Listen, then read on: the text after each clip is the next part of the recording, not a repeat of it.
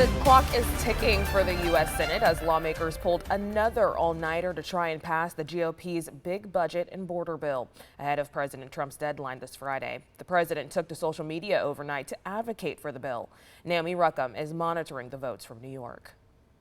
No. The marathon vote on amendments continued overnight as Senate Republicans raced to pass President Donald Trump's massive spending package. This is Congress's job, and by God, we ought to do it. The bill includes an extension of the president's 2017 tax cuts, his campaign promise of no tax on tips, a new tax on wind and solar projects that use materials from China, and increased border and defense spending. But lawmakers in both parties have come out against its steep cuts to Medicaid. This bill is going to ruin people's lives. Fiscal conservatives have balked at the latest Congressional Budget Office report that predicts the Senate's bill would add up to $3.3 trillion to the deficit over the next decade. On social media, President Trump pushed to get his one big beautiful bill across the finish line by his July 4th deadline, calling the legislation the greatest and most important of its kind in history.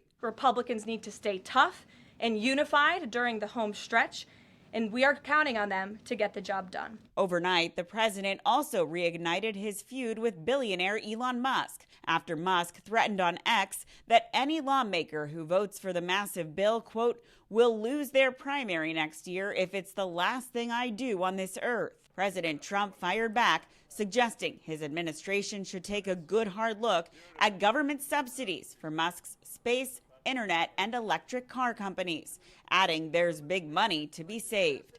Now, even if the bill passes the Senate, it still has to go back to the House for final approval. Yesterday, House Speaker Mike Johnson expressed optimism that the legislation will reach President Trump's desk, though he says he has cautioned the Senate to keep their version of the bill close to the package the House passed last month.